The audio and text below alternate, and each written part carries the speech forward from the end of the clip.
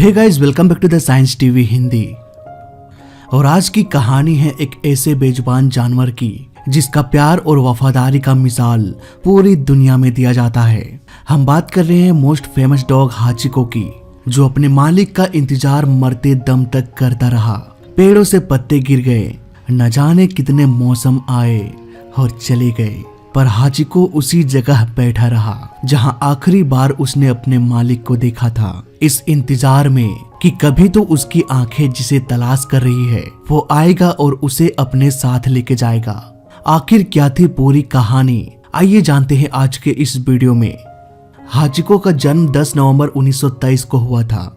Japan का एक छोटा सा शहर अकीटा, जहां पर एक छोटा सा डॉग का फार्म हाउस था। हाचिको के साथ बहुत सारे डॉग्स इसी फार्म हाउस में रहा करते थे। जन्म के 2 महीने बाद ही इंपीरियल यूनिवर्सिटी के प्रोफेसर मिस्टर ईजा ब्यूरो यूनो ने हाचिको को गोद ले लिया और अपने साथ उसे घर भी ले आया। धीरे धीरे फैमिली के सारे मेंबर्स हाचिको के साथ घुलने मिलने लगे। कुछ ही दिनों में लग रहा था मानो हाचिको इस फैमिली का पुराना सदस्य ही था जो दोबारा कहीं से लौट आया हो। हाचिको के आने से लगने लगा था मानो प्रोफेसर का बचपन भी लौट आया हो। जब प्रोफेसर हाचिको के साथ खेलता तो उनका बचपना भी जग जाता और वो बच्चों की तरह खेलने लगता। इसी तरह हंसी खुशी इस परिवार का दिन बीत जाता। दिन बीतने के साथ साथ हाचिको और प्रोफेसर की दोस्ती भी एक नया रूप ले चुका था। जब प्रोफेसर सुबह यूनिवर्सिटी जाने के लिए स्टेशन जाते तो हाचिको भी उनके साथ ही चला जाता, और जब तक प्रोफेसर ट्रेन पर नहीं चढ़ जाते वो वहीं स्टेशन के बाहर बैठा रहता। प्रोफेसर के जाने के बाद हाचिको वापस घर लौट आता, और प्रोफेसर का जब आने का समय हो जाता तो हाचिको वापस रेलवे स्टेशन पहुंच जाता अपने मालिक को रिसीव करने के लिए। यही सिलसिला कई सालों तक चलता रहा। अब हाचिको भी धीरे धीरे बड़ा हो गया। दिन बीतने के साथ साथ स्टेशन के अगल बगल रहने वाले लोग भी हाचिको को अच्छी तरह से पहचानने लगे। जब हाचिको स्टेशन से वापस लौटता तो अगल बगल के लोग उसे कुछ खाने के लिए भी दे देते। एक दिन जब प्रोफेसर ट्रेन से उतरा तो उन्होंने देखा कि रोज की तरह जिस जगह हाचिको प्रोफेसर का इंतजार किया करता था वहां पर कोई भी नहीं था। प्रोफेसर चारों ओर पूछने लगा कि क्या हाचिको यहाँ पर आया था। सभी का जवाब ना सुनकर प्रोफेसर परेशान हो गया। इसके बाद वो हाचिको को चारों तरफ ढूंढने लगा। जब हाचिको कहीं नहीं मिला तो वो थके हारे घर वापस लौट आया। घर आते ही उसने देखा कि हाचिको अपने कमरे में ही था, लेकिन एक दूसरा जानवर उसके कमरे में ही मौजूद था जो उसे जाने से रोक रहा था। इस एक दिन के बाद हाचिको फिर से उसी रूटीन को फॉलो करने लगा। रोज की तरह सुबह को प्रोफेसर को स्टेशन छोड़ना और प्रोफेसर को छोड़कर वापस घर लौट आना। कई सालों तक ऐसा ही चलता रहा। प्रोफेसर के साथ स्टेशन जाना, वहां से वापस आना, उसके साथ खेलना, अब यही हाचिको की जिंदगी बन चुका था। रोज की तरह एक सुबह जब प्रोफेसर रेडी होकर हाचिको के कमरे में पहुंचे तो उस दिन हाचिको का बिहेवियर कुछ अलग ही लग रहा था। वो कमरे से निकलना ही नहीं चाह रहा था। इवन प्रोफेसर को देखकर जोर जोर से भौंकने लगा, मानो वो प्रोफेसर को रोकने की कोशिश कर रहा हो। लेकिन प्रोफेसर को लेट हो रहा था, इसलिए वो जाने लगे। प्रोफेसर को जाते देख हाचिको भी उसके पीछे पीछे चला गया। प्रोफेसर तो ट्रेन में बैठ के चले गए और हाचिको रोज की तरह घर वापस लौट आया। अब हाचिको शाम होने का इंतजार करने लगा। कुछ घंटे बाद शाम हो गई। इसके बाद हाचिको रेलवे स्टेशन की तरफ निकल पड़ा अपने मालिक को रिसीव करने के लिए। कुछ देर बाद ट्रेन भी आ गई। हाचिको वहीं बैठकर देखता रहा कि कब मेरा मालिक उतरेगा। एक एक करके सारे पैसेंजर्स उतरते गए। स्टेशन की भीड़ धीरे धीरे खत्म हो रही थी। गेट के बाहर खड़ा हाचिको सभी पैसेंजर्स को देखता रहा, पर उसकी आंखें जिस चेहरे को तलाश कर रही थी वो कहीं भी दिखाई नहीं दे रहा था। दरअसल रोज सुबह प्रोफेसर लेक्चर देने के लिए अपना यूनिवर्सिटी जाया करते थे, लेकिन उस दिन क्लास में लेक्चर देते देते प्रोफेसर को हार्ट अटैक आ गया था और उसी क्लासरूम में उनकी मृत्यु हो गई। इस बात से अनजान हाचिको उसी गेट के पास बैठे अपने मालिक का इंतजार करता रहा कि कोई दूसरी ट्रेन भी रुके और उस ट्रेन से मेरा मालिक आ जाए, पर ऐसा कुछ नहीं हुआ। शाम से रात हो गई, सूरज भी ढलता जा रहा था। अब स्टेशन के बाहर सभी दुकानें भी बंद होने लगी।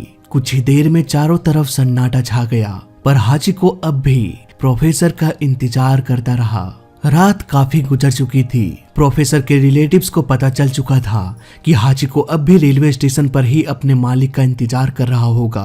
करीब आधी रात को उसके रिलेटिव्स हाचिको को लेने आ गए। हाचिको पूरी रात सो नहीं पाया। वो अपने कमरे के टूटे हुए दरवाजे से पूरी रात प्रोफेसर के कमरे की ओर देखता रहा, इस उम्मीद से कि काश प्रोफेसर का एक झलक उसे दिख जाए या कहीं से प्रोफेसर की आवाज ही उनके कानों तक पहुंच जाए। लेकिन ऐसा कुछ भी नहीं हुआ। उसके अगले ही सुबह जब हाचिको के कमरे का दरवाजा खुला तो रोज की तरह दरवाजे के बाहर प्रोफेसर नहीं बल्कि उसकी बेटी खड़ी थी। अपने मालिक को ना देख हाचिको और भी उदास हो गया और कमरे के बाहर निकलकर प्रोफेसर की तलाश करने लगा।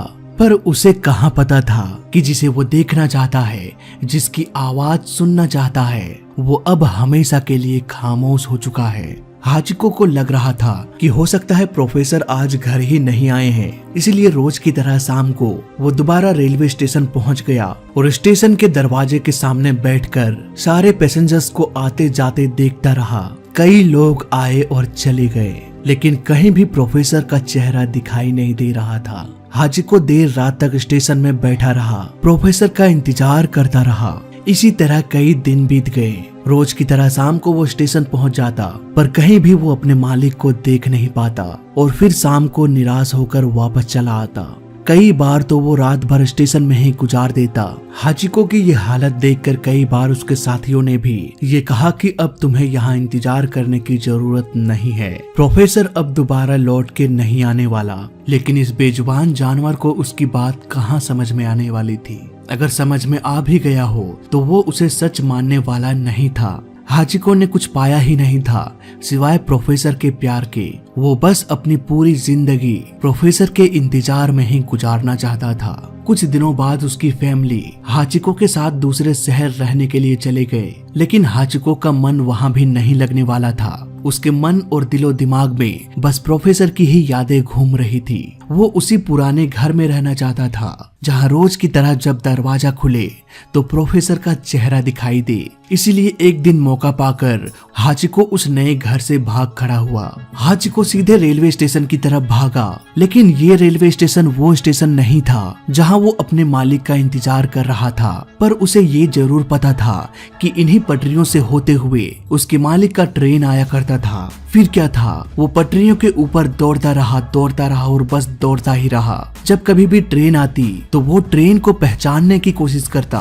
कई दिनों तक आसपास के हर एक रेलवे स्टेशन का चक्कर लगाते फाइनली उसे वो ट्रेन दिख गया जिससे प्रोफेसर आया और जाया करते थे। हाचिको उसी ट्रेन के पीछे भागने लगा। भागते भागते वो उसी पुराने स्टेशन पर पहुंच गया जहां वो प्रोफेसर का इंतजार किया करता था। कई दिनों के बाद हाचिको उसी पुराने रेलवे स्टेशन पर लौट आया था। जब आसपास के लोगों ने हाचिको को देखा तो सभी लोग हैरान हो गए। अब हाचिको फिर से रोज की तरह स्टेशन के गेट के सामने बैठकर अपने मालिक का इंतजार करने लगा। चाहे गर्मी हो या बरसात, वो अपने मालिक के इंतजार में बस उसी जगह बैठा रहता, मानो वही स्टेशन अब हाचिको का घर बन चुका था। हाचिको गेट पर आने वाले सभी लोगों के चेहरे को देखता, लेकिन वो जिस चेहरे को देखना चाहता था उसे कहाँ पता था कि अब वो उस चेहरे को दोबारा कभी नहीं देख पाएगा। दिन महीने साल बीतने के साथ साथ अब हाचिको भी बूढ़ा होने चला था, पर अब भी हाचिको उसी जगह पर प्रोफेसर का इंतजार करता रहा। प्रोफेसर के मौत के 9 साल बाद उसकी पत्नी अपने पुराने शहर, अपना पुराना घर वापस आ रही थी प्रोफेसर की यादें ताजा करने और उसके कब्र में फूल चढ़ाने के लिए। कब्र पर फूल चढ़ाने के बाद जब वो वापस रेलवे स्टेशन पहुंची तो उन्होंने देखा कि एक कुत्ता ठीक उसी जगह पर बैठा था जहां पर हाचिको बैठकर प्रोफेसर का इंतजार किया करता था। जब वो सामने जाकर देखने लगी तो उसे अपने आंखों पर विश्वास नहीं हुआ। वो कुत्ता कोई और नहीं बल्कि हाचिको ही था, जो प्रोफेसर के मौत के 9 सालों बाद भी उसी रेलवे स्टेशन पर उसी जगह पर बैठे इंतजार कर रहा था। लेकिन हाचिको अब बूढ़ा और कमजोर हो चुका था। प्रोफेसर की पत्नी ने कोशिश किया कि हाचिको को अपने साथ ले जाए, पर हाचिको इसके लिए तैयार नहीं था। 9 साल पहले जब हाचिको अचानक से गुम हो गया था तब उसे नहीं पता था कि वो दौड़ते दौड़ते उसी स्टेशन पर जा पहुंचा जहां पर रोज वो अपने मालिक का इंतजार किया करता था। इस घटना को याद करते करते प्रोफेसर की वाइफ ने भी सोचा कि यही रेलवे स्टेशन अब हाचिको का घर है। इसे किसी की भी जरूरत नहीं सिवाय प्रोफेसर के इंतजार का। फिर एक रात हाचिको उसी जगह पर बैठे बैठे सो गया। शायद उस रात उसके सपने में प्रोफेसर आया था। शायद हाचिको भी प्रोफेसर के साथ उस सपनों के दुनिया में ही रहना चाहता था। वो सपनों की दुनिया जो असल तो नहीं थी, पर वो दुनिया हाचिको को बहुत सुकून दे रही थी। मानो 9 सालों के बाद वो अपने मालिक को देख रहा हो, उसके साथ खेल रहा हो। वो शायद नहीं चाहता था कि उसकी आंखें दोबारा से उसी रेलवे स्टेशन पर खुले जहां बस इंतजार हो और कुछ भी नहीं। 8 मार्च 1935 जब हाचिको ने इस दुनिया को अलविदा कह दिया, हाचिको को प्रोफेसर के कब्र के बगल में ही दफनाया गया। हाचिको के याद में जापान में बहुत सारे स्टेचू भी बनाया गया। ये स्टेचू एक निशानी है, एक अटूट रिश्ते की, एक लगाव की, एक इंतजार की। फिलहाल इस वीडियो में अभी तक के लिए बस इतना ही। जय हिंद, वंदे मातरम।